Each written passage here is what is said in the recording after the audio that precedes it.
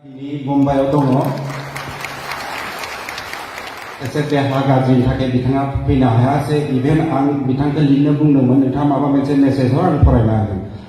बिखौबो बिथाङा हायासै लोगोसे जोंनि भाइस प्रेसिडेन्ट बानिराम ब्रह्म बिथाङाबो दा मुम्बाइआव गैया लोगोसे जोंनि फाउन्डार ट्रेजारार बिथां रमेन्द्रनाथ कसारी तो बिथां साथाममोनानो जोंनि दैदेनगिरिमोन बिथांमोनानो बिखौ गायजेनदोंमोन बिथांमोना आसामनिफ्राय फैनाय मुम्बाइआव अलमस्ट 40 इयार्स 40 बोसोर दंगासिनो दङ किन्तु बिथांमोना दासिमबो बर' जातिनि थाखाय मावनो थाखाय बिथांमोना नागाराखै जियानो जाथों आं एसे बुंनि जों मुम्बाइ बर' ससाइटियाव माखासेयाबो मिथियाबो बे 20 बोसोरनि उनाव जों दिनै बेबायदि मिटिं खुंनो हादों बे मुम्बाइ बर' ससाइटिनि थाखाय सबसे गिदिर मिटिं दिनै आं 6000 मानसिखौ मुम्बाइआव लोगो मोनदों 6000खौ मिथिगौ किन्तु दिनैनि बायदि मानसि मोनाखैमोन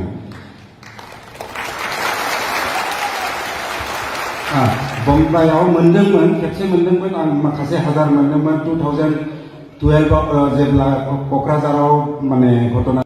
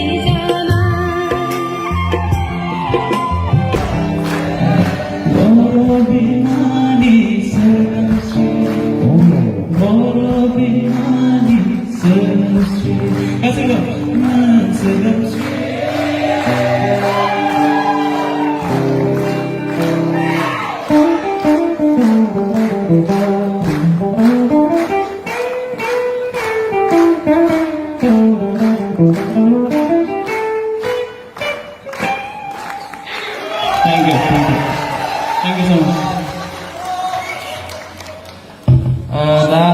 जोंनि नेक्स्ट प्रोग्रामखौ आवगायलांसै आङो उनावहाय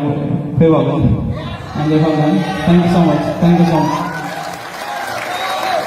मोजांथार देंखोजों खननानै रंजाहोनायनि थाखाय फंबाय दावहांनिसिम रोजा रोजा साबायखर थाबाय आरो बिथांखौ बरायनायनि मुङै जोङो बुकेजों बिथांखौ बरायनो हास्थायदों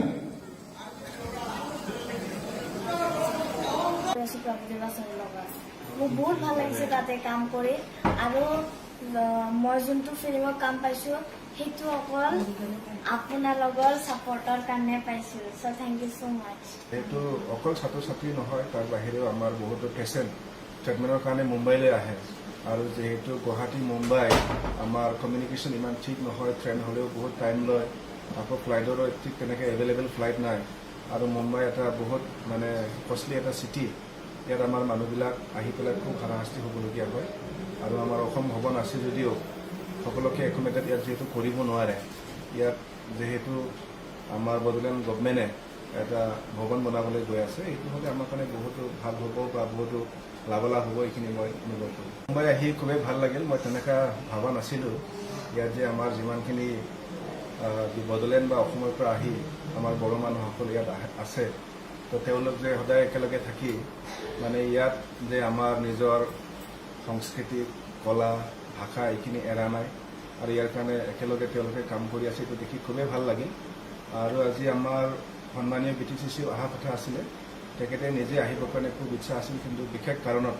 তেখেতে আহিব নোৱাৰিলে কিন্তু তথাপিও আমাক জনাইছে যে এইবাৰ পাৰা নাই যদিও মানে পিছৰ পৰ্যায়ত তেখেতে আহিব অন্য এটা প্ৰগ্ৰামত আৰু তেখেতে আমাক ইতিমধ্যে জনাইছে যিহেতু সকলোৱে গম পাইছে যে মুম্বাইত এটা বড়োলেণ্ড গেষ্ট হাউচ বনোৱাৰ কাৰণে BTC চৰকাৰে যোজনা চলাই আছে তো তেখেতে এইটোকে জনাব কৈছে আমাক যে এই বছৰৰ ভিতৰত